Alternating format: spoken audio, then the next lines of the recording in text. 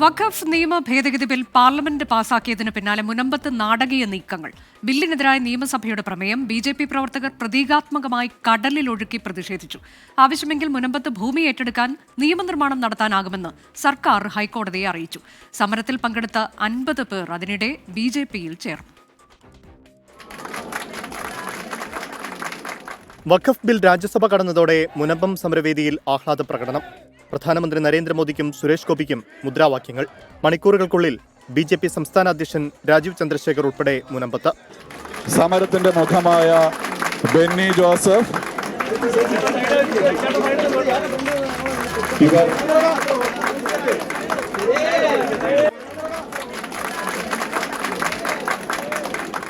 നമ്മുടെ നരേന്ദ്രമോദിജി സർക്കാരും പാർലമെന്റായ ലോക്സഭയും രാജ്യസഭയിലും ഇന്നലെ മിഞ്ഞാന്നും ഈ വളരെ പ്രധാനപ്പെട്ട വളരെ ഗൗരവമായ ഒരു ബില്ല് വഖഫ് അമെൻമെന്റ് ബിൽ പാസ്സായി.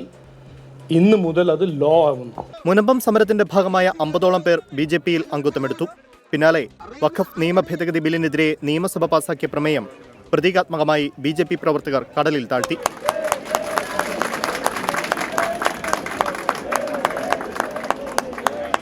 മുനമ്പത്ത് പ്രശ്നപരിഹാരത്തിന് പോംവഴികളുണ്ടെന്ന് സംസ്ഥാന സർക്കാർ ഹൈക്കോടതിയിൽ പറഞ്ഞു. സമരം വീണ്ടും ശക്തമാക്കുമെന്ന് ഭൂസംരക്ഷണ സമിതി വ്യക്തമാക്കുന്നു. റവന്യൂ രേഖകൾ ലഭിക്കും വരെ സമരം തുടരാനാണ് തീരുമാനം. സമരം തുടരും, നിരാഹാര സമരം തുടരും. ഇപ്പോൾ നിലവിലുള്ള നിയമങ്ങൾ വഖഫിന്റെ എല്ലാ നിയന്ത്രണങ്ങളും, ഈ ഭൂമിയുടെ മേലുള്ള എല്ലാ നിയന്ത്രണങ്ങളും അവസാനിക്കുകയാണ്. അതുകൊണ്ട് ഞങ്ങൾക്ക് അടിയന്തിരമായി ഗവൺമെന്റ് റവന്യൂ രജിസ്റ്ററിൽ നിന്നും ഞങ്ങളുടെ തിരിച്ചു തരണം റവന്യൂ രേഖകളെല്ലാം തന്നെ. അതേസമയം മുനമ്പത്തെ ജുഡീഷ്യൽ കമ്മീഷനെ റദ്ദാക്കിയ സിംഗിൾ ബെഞ്ച് ഉത്തരവിനെതിരെ സർക്കാർ നൽകിയ അപ്പീലിൽ ഡിവിഷൻ ബെഞ്ച് തിങ്കളാഴ്ച ഇടക്കാല വിധി പറയും. 24 കൊച്ചി.